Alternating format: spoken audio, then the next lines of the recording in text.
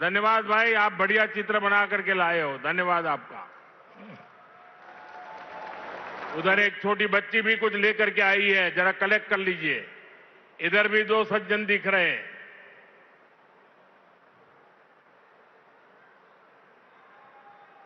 और फिर आराम से बैठ जाइए सब लोग। आपके प्यार के लिए, आपकी इस कला साधना के लिए मैं आप सबका धन्यवाद करता हूं जी। साथियों, जिंद की इस गौरवशाली भूमि से आप सभी को मेरी राम राम।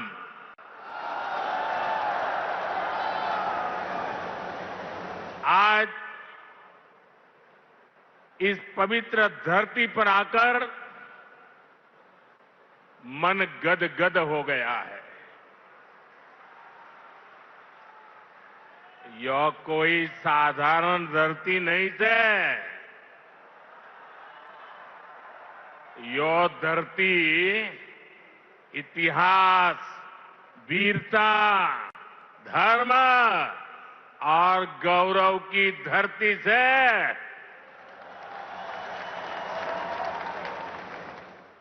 शक्तिपीठ, इतिहास, वीरता, धर्म और गौरव की धरती से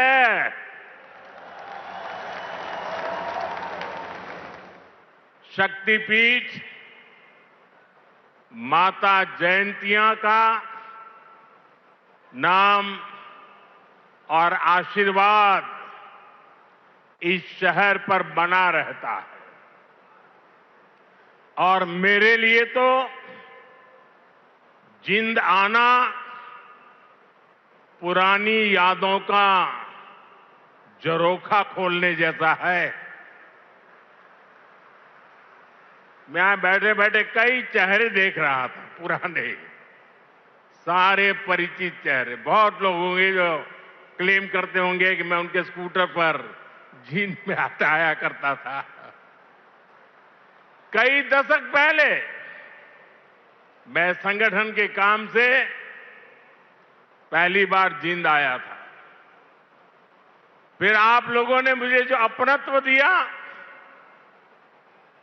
जो प्रेम दिया, वो आज तक मैं भूला नहीं हूं। मुर्रा भैंस का दूध, दही और घी,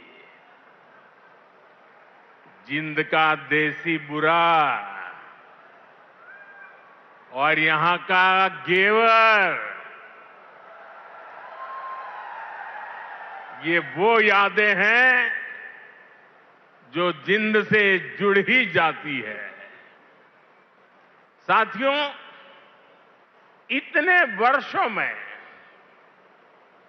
जिंद का घी और जिंद का घेवर तो नहीं बदला, लेकिन जिंद के तेवर बदल गए हैं। आज जिंद बीजेपी एनडीए के सुशासन मॉडल की तस्वीर बन रहा है। बीते वर्षों में पूरा हरियाणा ही विकास की नई पटरी पर चल पड़ा है। आज का ये कार्यक्रम डबल इंजन की बीजेपी सरकार के इसी मिशन को नई ऊर्जा से भर रहा है। साथियों, आज जिंद का, हरियाणा का नाम इतिहास के पन्नों में दर्ज हो गया है। आज यहां से देश को पहली हाइड्रोजन ट्रेन मिली है। आपको याद होगा साथियों, आज भी हम पढ़ते हैं, सुनते हैं कि भारत में पहली ट्रेन बॉम्बे से ठाणे के बीच चली थी, जिसे आज मुंबई कहते हैं। वैसे ही भविष्य में जब भी हाइड्रोजन ट्रेन का जिक्र आएगा तो जिंद का, सोनीपत का, हरियाणा का नाम भी आएगा ही आएगा। मैं आप सभी को, पूरे देश को भारतीय रेल की आधुनिकता से जुड़े इस बड़े कदम के लिए बहुत बहुत बधाई देता हूं। साथियों, आज 14,000 करोड़ रुपए से अधिक के अन्य प्रोजेक्ट्स भी हरियाणा को मिले हैं। इसमें रेलवे के, हाईवे के अनेक प्रोजेक्ट्स हैं, हमारी विरासत से जुड़े प्रोजेक्ट्स हैं और 2 नए मेडिकल कॉलेज भी हरियाणा की सेवा के लिए समर्पित है। भिवानी में पंडित नेकीराम शर्मा मेडिकल कॉलेज और नारनौल में महर्षि च्यवन मेडिकल कॉलेज और राव तुलाराम अस्पताल, इससे हरियाणा की स्वास्थ्य सेवा और सशक्त होगी। साथ ही इससे यहां के नौजवानों के लिए डॉक्टर और अन्य मेडिकल प्रोफेशनल्स बनने के नए रास्ते भी बनेंगे। इन सभी प्रोजेक्ट्स के लिए भी हरियाणा के मेरे सभी भाई बहनों को बहुत बहुत बधाई। साथियों, आज जिंद और हरियाणा के लोगों की मैं एक और बात के लिए सराहना करूंगा। स्वच्छता से स्वागत पहल को आपने जिस गंभीरता से लिया है, जिस तरह मेरे आने से पहले यहां के लोग स्वच्छता अभियान में नए सिरे से, नई ऊर्जा से जुटे हैं, वो दिल खुश कर देने वाला है। और मैं देख रहा था पिछले 1 सप्ताह से सोशल मीडिया में आपका ये जो सफाई अभियान चल रहा है, उसकी भारी चर्चा रही है। लेकिन कुछ लोगों ने ये भी कहा है सोशल मीडिया में, मोदी जी आप बार बार आइए ताकि हमारा जिंद स्वच्छ रहे। जिस महाशय ने ये भाव व्यक्त किया है, मैं उनका धन्यवाद करता हूं। लेकिन मैं जिंद वालों से आज कुछ मांगने आया हूं। आप मुझे बताइए, क्या इस सफाई के लिए, ये स्वच्छता के लिए मोदी का आना जरूरी है क्या? अगर जिंद के लोग तय कर लें, हरियाणा के लोग तय कर लें कि अब हम गंदगी नहीं करेंगे, तो जिंद कभी गंदा होगा क्या? हरियाणा में गंदगी आएगी क्या? तो काम एक ही करना है, मोदी के आने की जरूरत नहीं है, सिर्फ आप तय कर लीजिए। स्वच्छता ये हमारा स्वभाव बना देंगे, स्वच्छता ये हमारे संस्कार बना देंगे।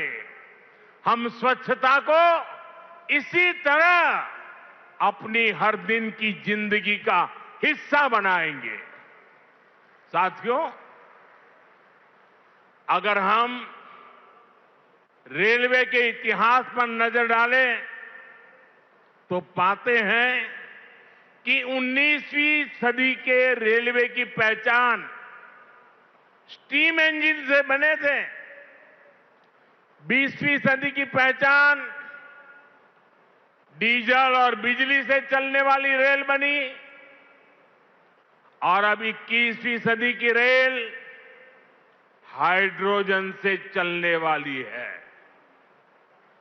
आज भारतीय रेल ने भी 21वीं सदी की इस टेक्नोलॉजी में एक बड़ा स्टेप लिया है। आज जिंद से सोनीपत के बीच हाइड्रोजन ट्रेन चली है। अभी ये सफर 90 किलोमीटर का है, लेकिन भविष्य में इसका विस्तार होने की बहुत संभावनाएं हैं। हम इस पर रिसर्च करते रहेंगे, लागत कम कैसे हो इसका तरीका ढूंढते रहेंगे, एफिशिएंसी कैसे बढ़े इस पर काम करते रहेंगे और बड़ी जांच पड़ताल करते करते एक के बाद एक कदम उठाते जाएंगे। दुनिया में हाइड्रोजन ट्रेन अभी अभी आई है, करीब 7-8 साल पहले ही अस्तित्व में आई है। अभी दुनिया के 3 या 4 देश ही हैं जिनके पास हाइड्रोजन ट्रेन चलाने का सामर्थ्य है और जिन देशों में अभी ऐसी हाइड्रोजन ट्रेन भी चल भी रही है, वहां बहुत शुरुआती दौर में है। लेकिन भारत की जो ये हाइड्रोजन ट्रेन है, उसके सामर्थ्य के बारे में सुनकर आपको भी गर्व होगा, एक एक हिंदुस्तानी को गर्व होगा। साथियों, जिंद से सोनीपत को चलने वाली हाइड्रोजन ट्रेन दुनिया की सबसे ताकतवर हाइड्रोजन ट्रेन है।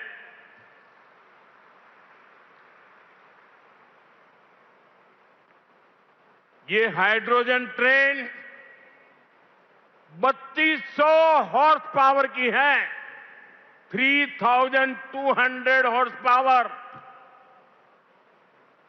और सबसे ताकतवर ही नहीं, भारत की हाइड्रोजन ट्रेन सबसे लंबी भी है। दुनिया में जहां हाइड्रोजन ट्रेन चल रही है वो 3 या 4 कोच वाली है और भारत ने पहली बार में सीधे 10 कोच वाली हाइड्रोजन ट्रेन चलाकर दुनिया में अपना झंडा गाड़ दिया है। साथियों, मैं आपको गर्व की एक और बात बताना चाहता हूं। भारत की यह हाइड्रोजन ट्रेन धुआं रहित तो है ही, ये मेक इन इंडिया का भी एक बहुत सफल उदाहरण है। इस हाइड्रोजन ट्रेन को भारत के ही इंजीनियर्स ने डिजाइन किया है, भारत की ही कंपनी ने इसको बनाया है। साथियों, यह हाइड्रोजन ट्रेन बाकी ट्रेनों से बिल्कुल अलग है। इसके लिए पूरा सिस्टम अलग चाहिए, पूरा इंफ्रास्ट्रक्चर अलग चाहिए। यहां जिंद में भी इसके लिए तमाम सारी व्यवस्थाएं बनाई गई है और साथियों, आने वाले समय में यहां हाइड्रोजन ट्रेन से जुड़ा और भी इंफ्रास्ट्रक्चर बनेगा। नई नई फैक्ट्रियां लगेगी जो हाइड्रोजन ट्रेन नेटवर्क की जरूरतों को पूरा करेगी। यानी इस ट्रेन से हरियाणा के नौजवानों के लिए रोजगार के अनेक नए अवसर बनने तय है। साथियों, पिछले 12 वर्षों में भारतीय रेल में जो ये बड़े बदलाव हुए, इससे भारत को एक और फायदा हुआ है। आप देख रहे हैं कि पिछले कई महीनों से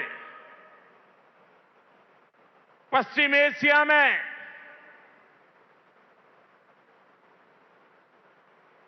हॉर्मुज के पूरे क्षेत्र में, ईरान और गल्फ में युद्ध चल रहा है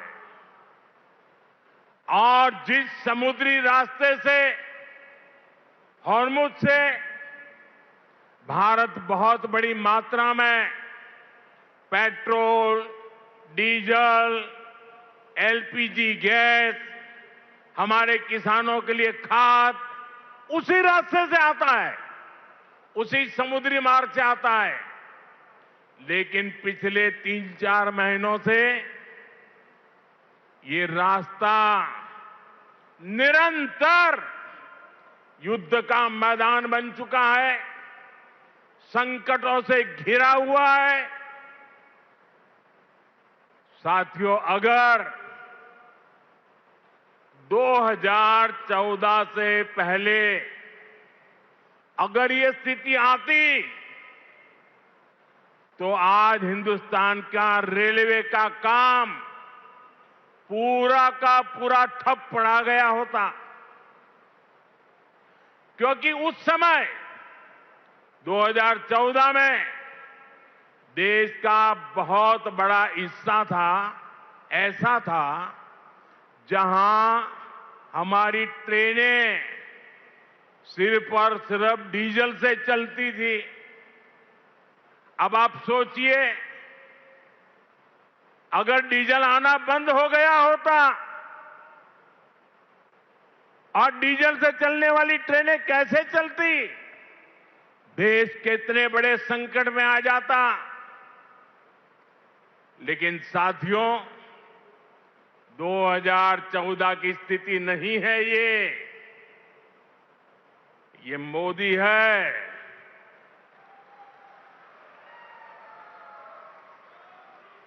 बहुत पहले सोचता भी है और समस्या के समाधान के रास्ते भी जमीन पे उतारता है।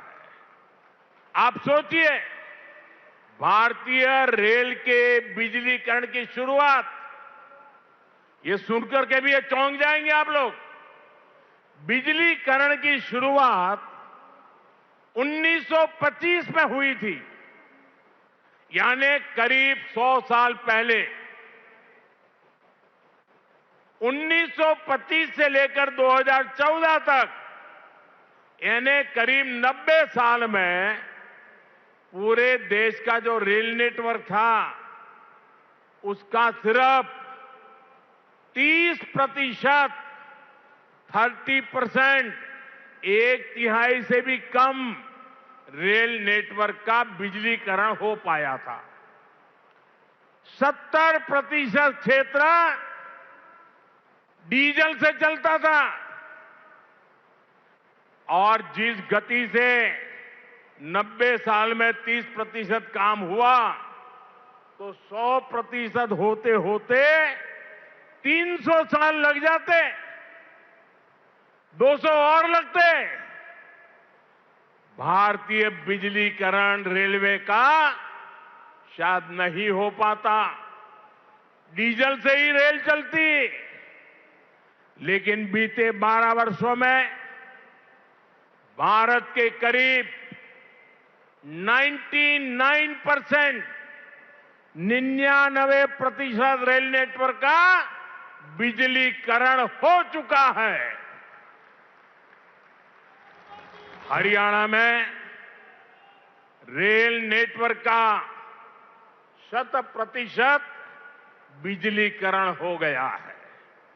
इस वजह से लड़ाई होने के बावजूद भी, तेल का संकट पैदा होने के बावजूद भी भारत की रेल रुकी नहीं है, भारत की विकास की गाड़ी अटकी नहीं है। ट्रेनें निरंतर चलती रही। साथियों, रेल हो, रोड हो, कनेक्टिविटी का ऐसा काम सुविधा भी देता है और विकास की गति भी कई गुना बढ़ा देता है। आज जिंद जो इतने सारे हाईवे से जुड़ रहा है, अभी इस मंच से भी 3 बड़े प्रोजेक्ट शुरू हुए हैं। दिल्ली, अमृतसर, कटरा एक्सप्रेस वे के हरियाणा वाले हिस्से का लोकार्पण हुआ है। जींद गोहाना नेशनल हाईवे भी राष्ट्र को समर्पित किया गया है।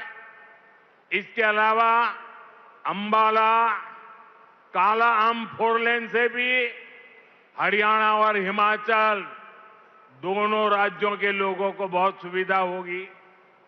साथियों, अब जिंद देश का ऐसा जिला बन गया है जो 5 नेशनल हाईवे से कनेक्टेड है।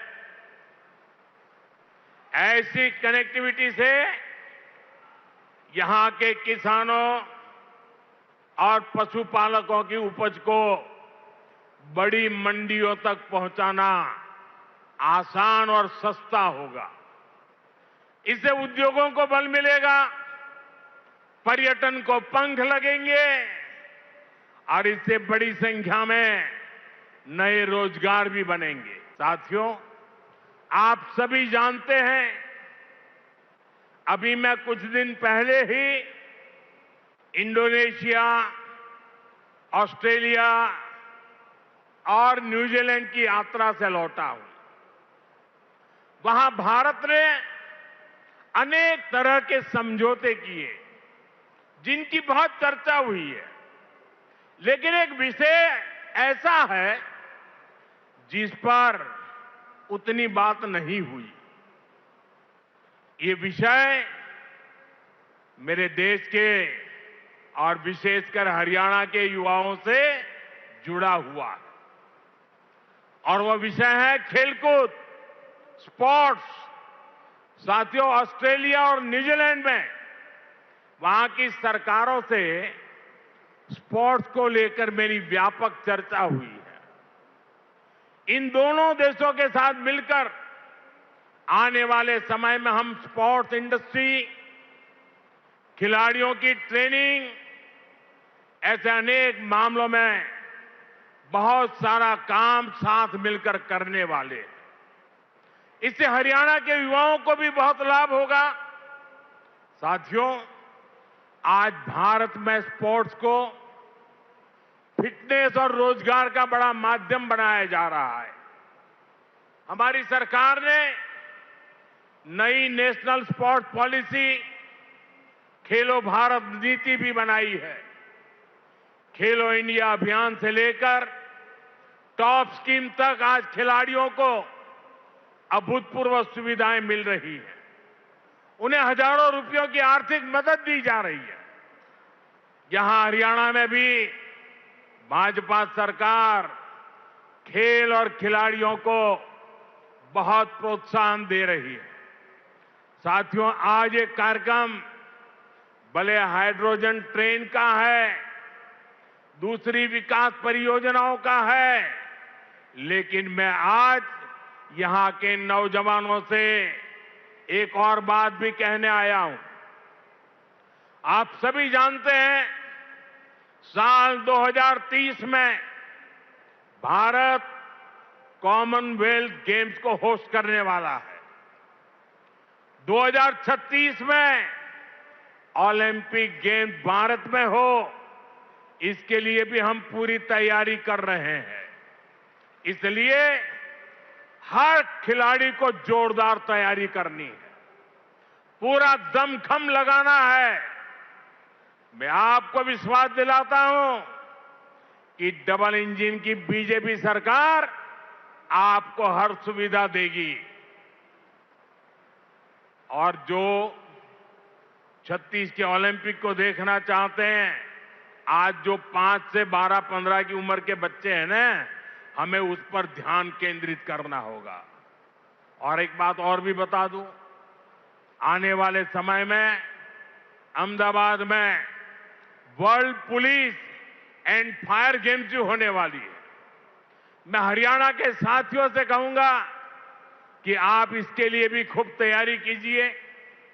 मुझे पक्का विश्वास है हरियाणा के बेटे बेटियां हमेशा की तरह इनमें भी अपना परचम लहराएंगे।